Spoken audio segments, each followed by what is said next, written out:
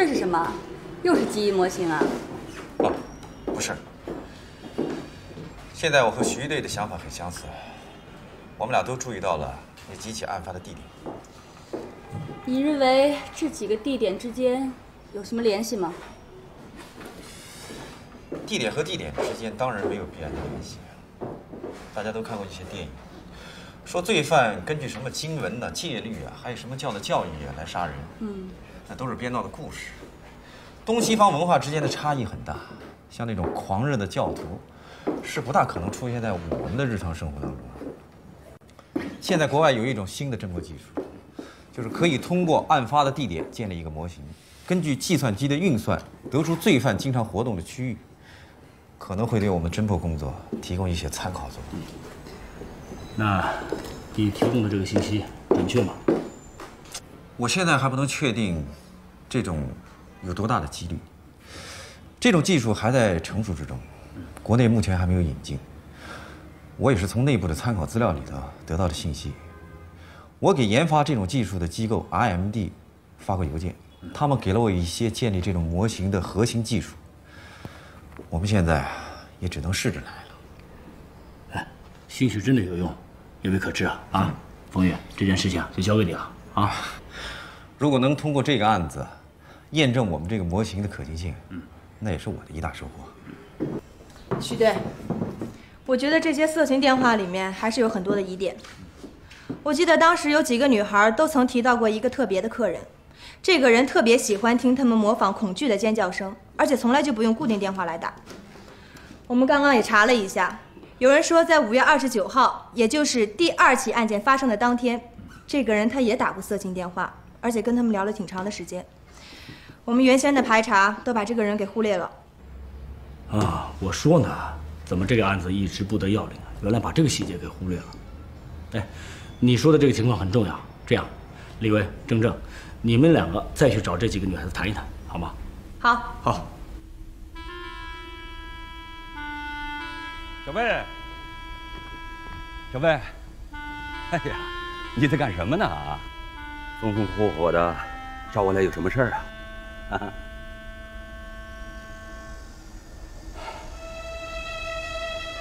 师叔，我想问你，我师父生前有没有跟你说过我的亲生父母到底是谁啊？哎，怎么了，小魏啊？这前些日子不是好好的吗？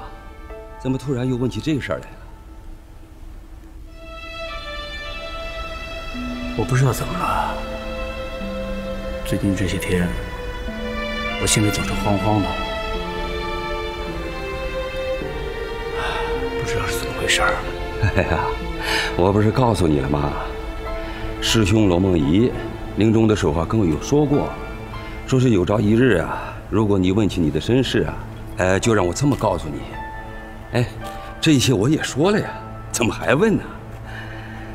小魏啊，其实啊，这血缘关系啊，也不是什么重要的事儿，而关键的是，养育之恩，那才是人间真情呢。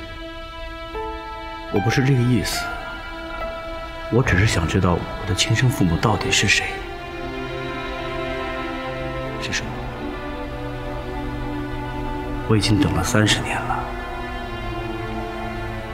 ，30年了。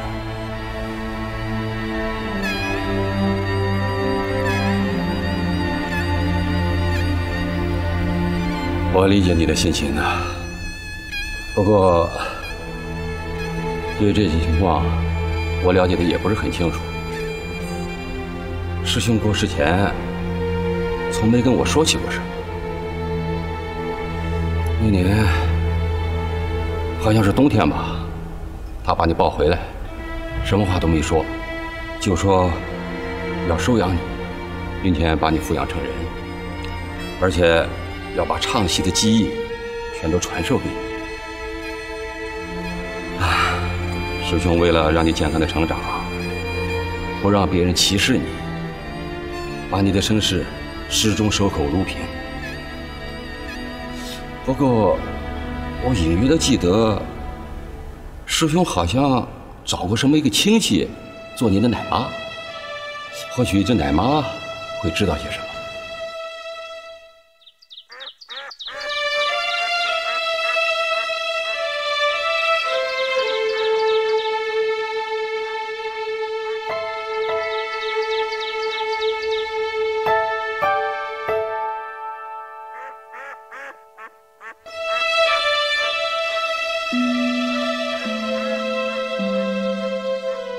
大娘，您好。你找谁呀？哦，我找四姑啊。啊，那你是？你不认识我吧？我叫罗小薇啊。啊，你坐。坐。哎，我帮您吧，来。哎，不，哎，我来。哎。我来吧，哎，你坐。哎呀，你找我有什么事吗？四姑啊，哎，您还记得您的堂哥罗梦怡吗？当年是个唱戏的，唱旦角的。梦怡她都死了好多年了。是啊。哦，我就是他的儿子罗小薇啊。你是他的儿子？您还记不记得当年在火车站被遗弃的2个孤儿，一对双胞胎？记得，我怎么能忘呢？那个苦命的孩子啊！当时你的爸爸妈妈刚把你生下来，就丢到火车站了。你这孩子这几年都长这么大了，真是命苦啊！四姑啊，我这次来就是为了这件事情。我想找到我的亲生父母。你找他们干什么呀？当时你刚一生下来，他们就把你给丢掉了，就这么点儿啊，像个小兔子似的。你说，哎呀，他必定是自己身上掉下来块肉啊，他怎么就说丢就丢了呢？真是太狠心了！你说你还找他们干什么呀？哎呀，当初啊，要不是你的养父，就是梦怡，她刚刚从外地演出回来，路过火车站，见到了你，就把你给抱回来了。你说他一个男人家，他怎么养孩子啊？正好啊，我当时是生了你的齐哥，我奶水挺多的，我就想啊，省一口吧，省一口啊，喂喂这孩子。你呢，就是吃着这个奶水就长大了。是啊，这些我都知道。我要感谢四姑的养育之恩。别提那个了。哎，你要找你的亲生爹吗？可是我真的不知道他们在哪里。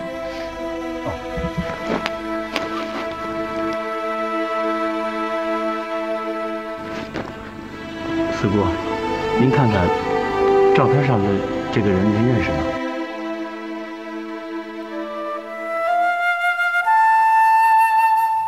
不认识。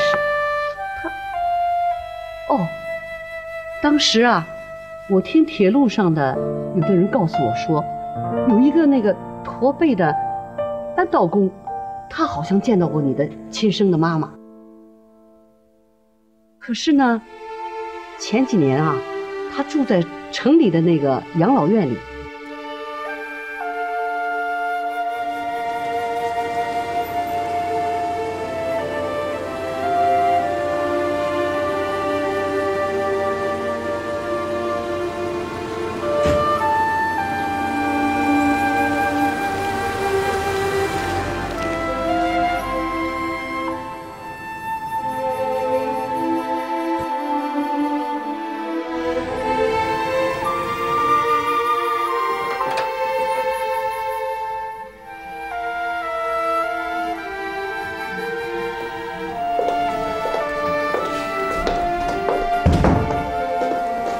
骆大爷，有人来看你了，他会背得厉害。是吧？骆大爷，骆大爷，您好，我来看你了。医生已经下了好几次病危通告了，他的时间不多了。骆大爷，骆大爷，能听见我说话吗？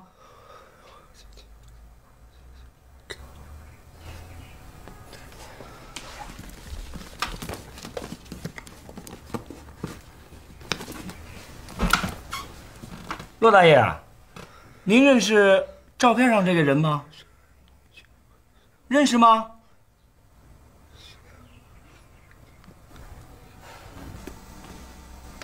他最近精神还好吧？刚来的时候就有一点老年痴呆症状，现在啊越来越厉害了。骆大爷，骆大爷，我问您个事儿啊，那个对不起啊，病人再也不能接受探访了。李卫，这是哪儿啊？跑哪儿去了？哎，在那儿呢。哦。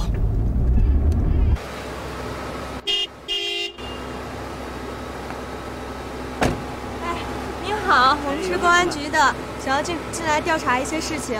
好的。谢谢啊。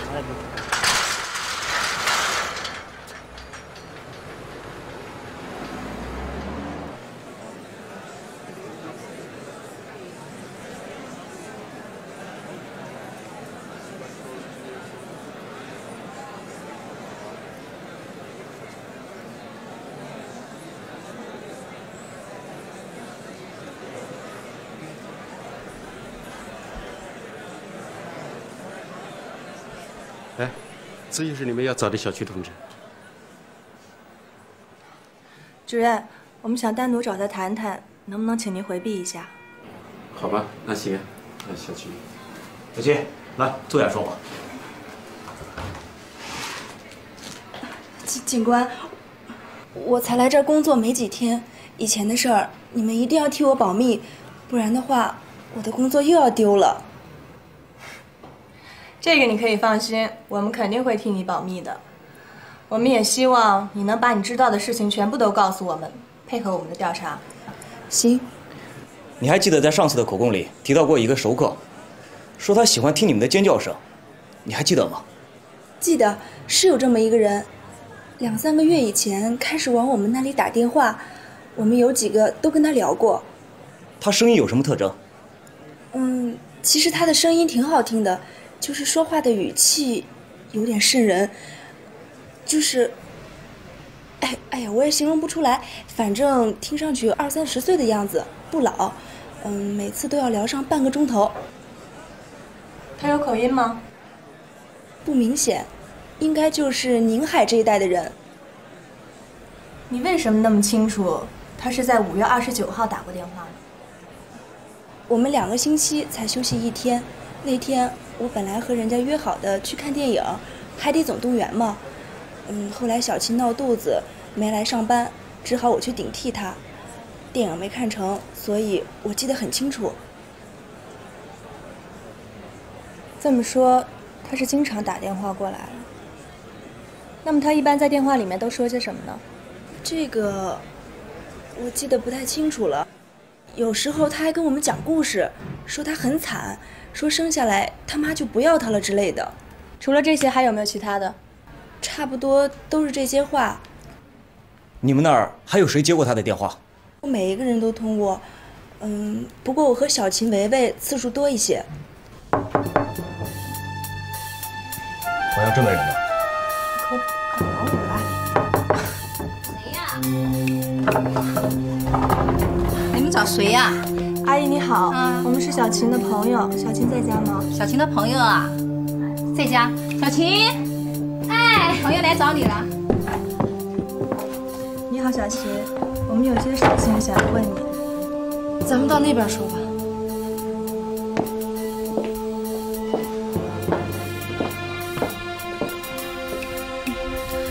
刚才对不起了，是我男朋友的妈妈。没事。因为快结婚了，我不想让他们知道我以前的事情。你们今天来找我有什么事吗？有一些情况，我们还想找你再核实一下。我上次已经交代得很清楚了。小钱，这关系到一个很重要的案子。你记不记得在你们的那些熟客里，有一个特别喜欢听你们尖叫的人，而且是恐惧的尖叫。小齐说他和你还有维维会经常接到这个电话。好像是一个叫袁凯。什么？对，就叫袁凯。有一次，他跟我聊天，聊了1个小时，他还把他的名字告诉我，然后我怕他约我出去，我就随便编了一个理由，我就挂了他的电话。之后好像是他经常联系维维，其他的什么事儿我就不知道了。那他有没有在电话里面说过他是做什么的？没有。对不起，家里人还在等着呢，我得回去吃中饭了。哎，等等，小钱，这是我们的联系电话，如果你再想起什么，请及时和我们联系，好吗？好的，谢谢。谢谢。走吧。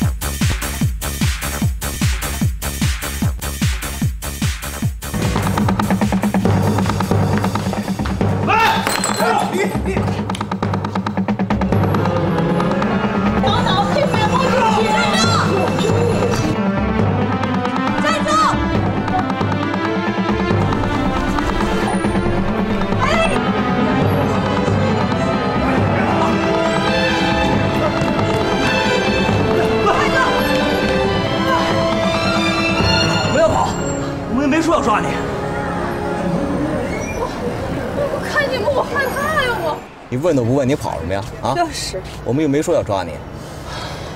那我不是看你俩，我害怕吗？我。你不是又做什么亏心事了吧？啊？没有，我最近特别守规矩，我连那个黄色网站我都不上了。哎，问你个人，你要是知道的话，全部都要告诉我们。谁呀？我男朋友。嗨。我都多久没跟他联系了？哎，我求你们别找我了，行不行？我没犯什么错呀。不是他，袁凯，你还记得吗？一个经常给你打电话的一个男人。他呀，那变态狂人。把你知道他的所有细节立刻告诉我们，好吗？能给我根烟抽吗？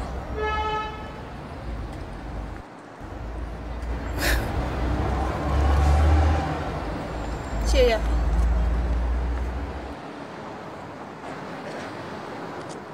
怎么样？能说了吗？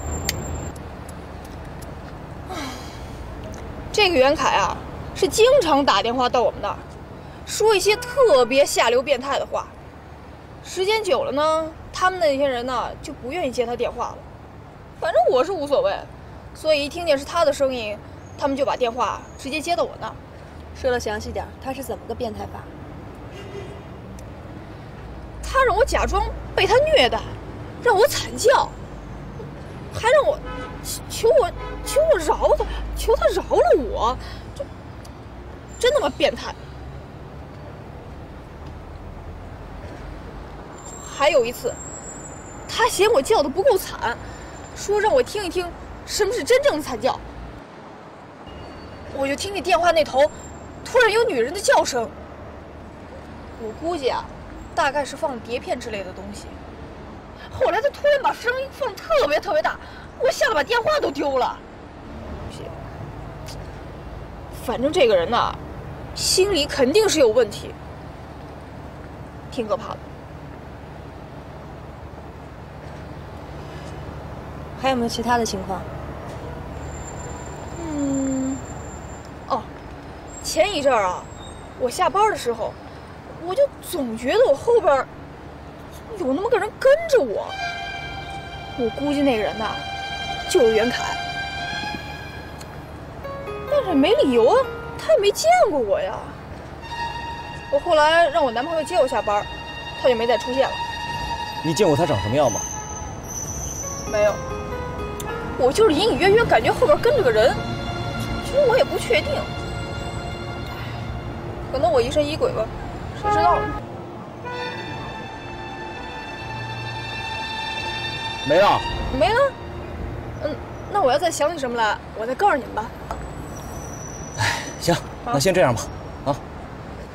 我能走了。走吧。啊，那谢谢你们，我走了。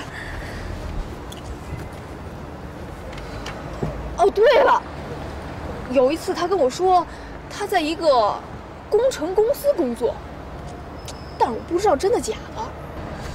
他没说是哪间公司吗？没有。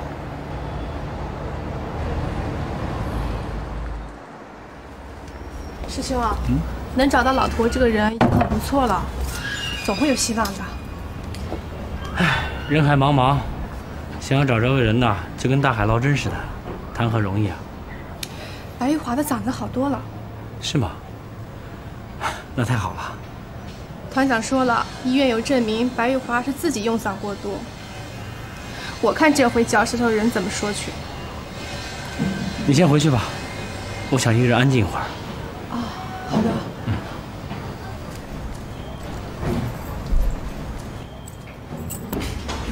师队，来吧。怎么样？情况怎么样？这段时间啊，我们都排查了所有记录在案的人，但是没有什么实质性的收获。唯有一个叫袁凯的人值得我们去注意，但是我们一直还没有找到他。好，具体说说吧。我们是通过那些非法声讯台的记录得到这个人的资料，只知道他的名字叫袁凯，男，30岁左右，还有本地的口音。至于他的这个姓名是真是假，我们到现在还无法确定。这是。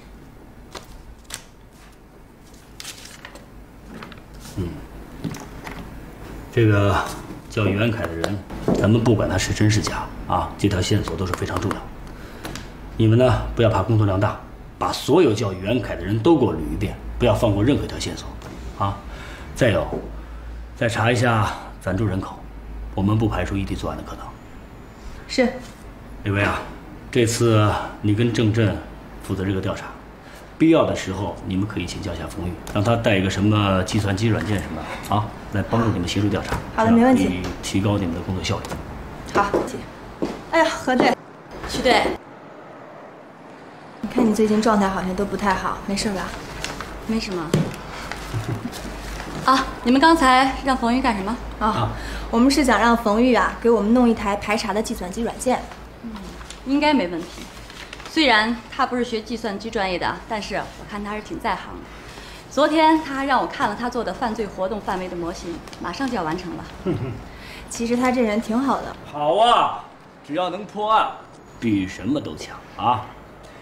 我看大家最近也都辛苦了，抽出休息时间来参加工作，我作为队长呢表示感谢。这样吧，咱们决定，我给你们破了这个案之后呢，1个月的带薪休假，你们看怎么样？真的？不是给你，那是给冯玉的啊。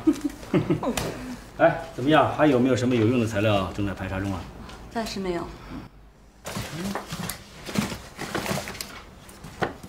哎，高姐，高姐，你过来一下。哎，来了。哎呦喂，我这些资料都有用了，你别给我翻乱了，你干嘛呀？你的那本心理学方面的书呢？我想看看。心理学有好几本呢，你要哪一本啊？我也说不上来。哎，我问你个事儿啊，如果说这个男人要是爱听女人恐惧时尖叫声的，是不是有点心理变态啊？那得要看他喜欢到什么程度。如果到了非听不可，如果不听就没有快感，那肯定是有问题啊。我跟你说正经的呢。算了，我自己找吧。你可以去问秦欢呐，他不是学心理学的吗？我说你烦不烦呐？啊？怎么了？提都提不得啊？你怎么？他永远是你心里的一块疤是吧？你怎么那么世俗啊？啊？行，爱怎么说怎么说吧啊！我是挺俗的，怎么了？算了，我回队里了。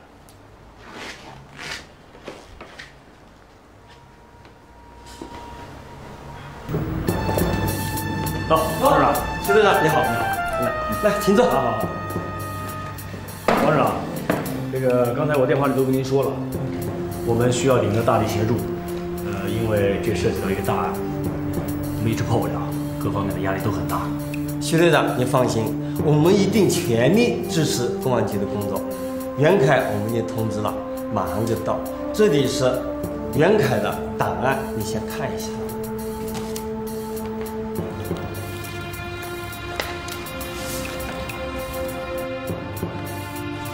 袁凯来了，让袁凯我给你介绍一下，这是公安局心理队的徐队长，有事跟你谈谈。来，跟我坐。徐队长，你好。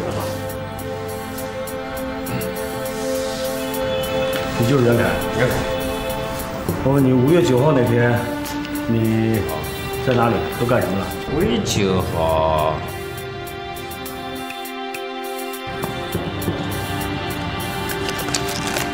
5月9号星期二，我那天上早班，我从早上7点到晚上10点，一直在这儿。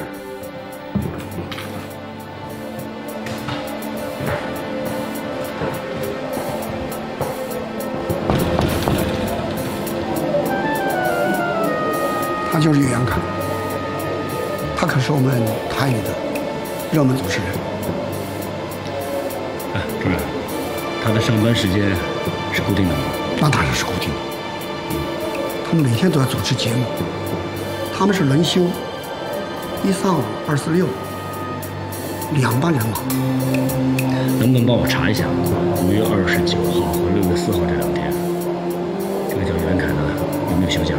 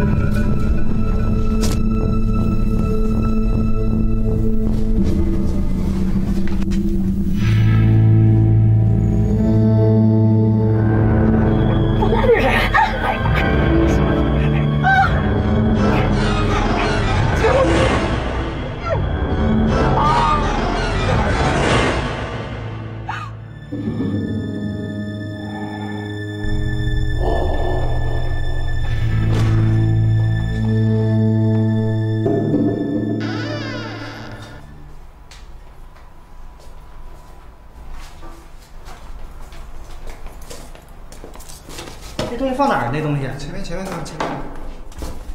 哎，玉华姐，玉华姐，玉华姐，你没事吧？玉华姐。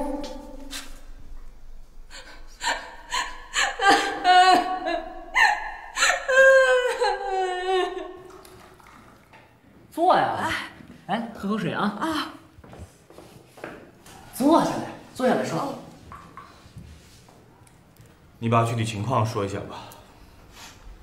我练功，又不是很妨碍他，谁让我有演出任务呢？他再生气，也不能那样对我呀。哎，你别着急呀，你有什么话慢慢说啊。你刚才说的那个他是谁呀？还能有谁？罗小薇。你能确定吗？华成辉我都认得。那天，要不是道具师傅回来，他听见声音跑了，我算是被他毁了。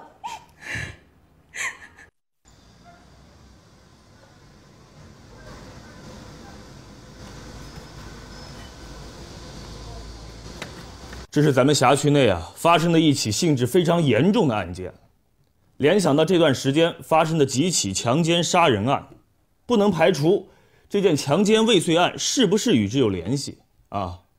我看啊，咱们要尽快集中警力啊，在最短的时间内抓到嫌疑犯。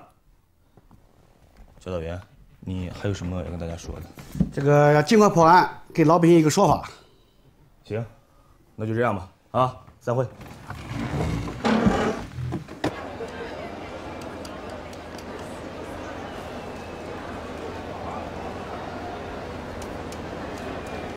警察同志，这个罗小薇有问题，肯定有问题。戏台上不是常演的吗？哎，前两天就走。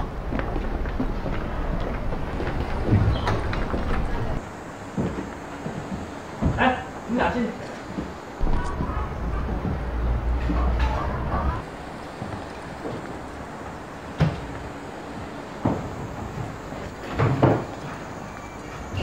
不可能是我师兄，为什么呀？我师兄和他就从来没有过矛盾。那为什么别人都说他们有矛盾呢？我师兄就从来没和他较过真儿，每次吵架什么的，都是他引起来的。这个泼妇，竟然敢诬陷我师兄！那你知道他现在在哪儿吗？我不知道。你要知道，窝藏和知情不报，后果是很严重的。我真的不知道，我也在找他。那案发当时你看到他没有？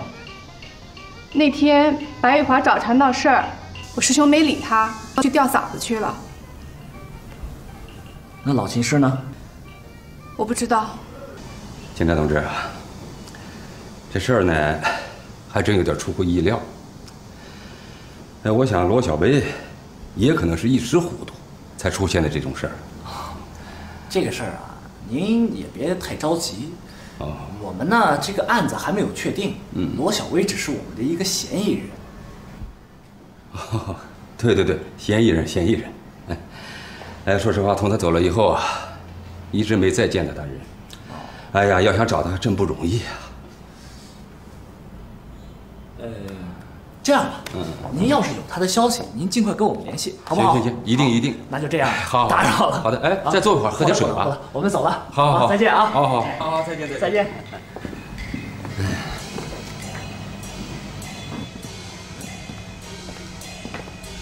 你说这老秦师也真是的，怎么就犯上心脏病了呢？听说还没醒呢，咱们是不是得去趟医院呢？我已经打电话回去了，所长另外派人去了。只要老秦师一醒，咱们就立刻逮捕罗小薇。现在看来没什么问题，白玉华亲眼所见，这就是一个最大的证据。走。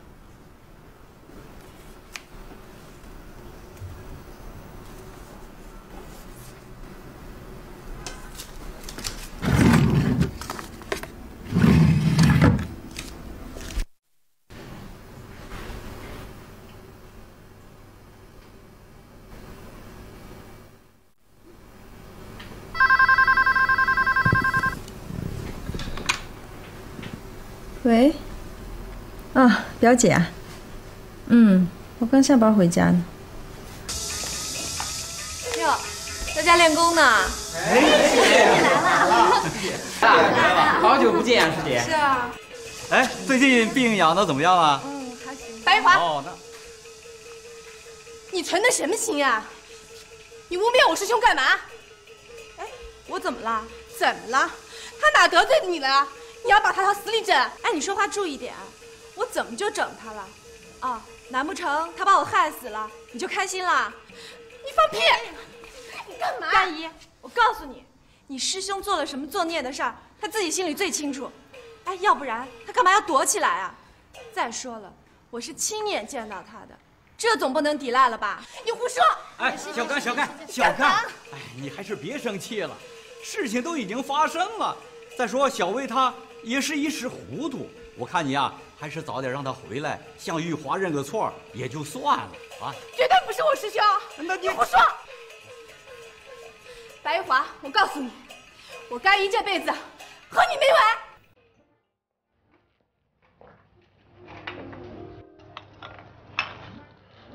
这儿呢。哎，早来了吧？坐吧。茶都给你要好了。哎。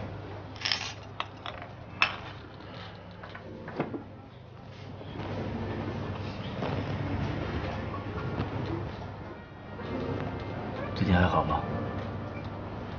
还在研究你的课题啊？哦，对了，咱俩也有半个多月没见了吧？是啊，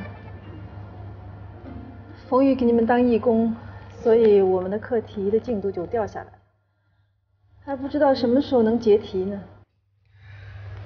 哎，我话跟你说清楚啊，他要来可是他自己愿意的。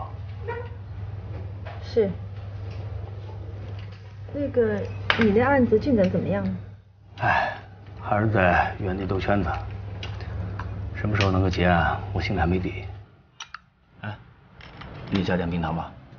哎，据说啊，多吃冰糖能够缓解人的疲劳。我早不吃糖了，你也应该改吃蜂蜜。哎，我也是听别人这么一说。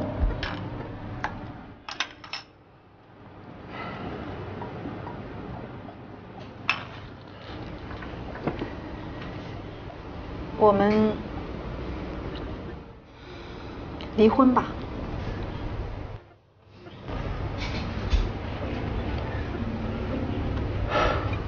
你怎么想？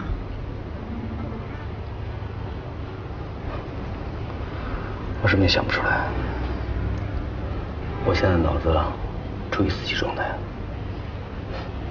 什么也想不清楚。这样吧，高姐。一个星期以后答复你吧。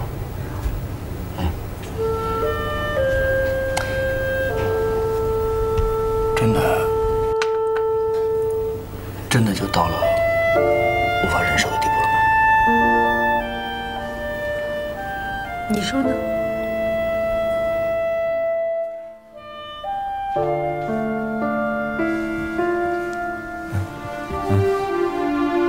你干什么去啊？哦，我去洗个澡。哎，算了，别洗了。进门的时候，你不是已经洗了吗？你不是总说我身上有福尔马林的味道吗？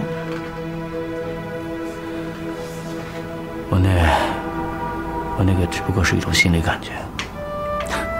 我这人就这样，你又不是不知道。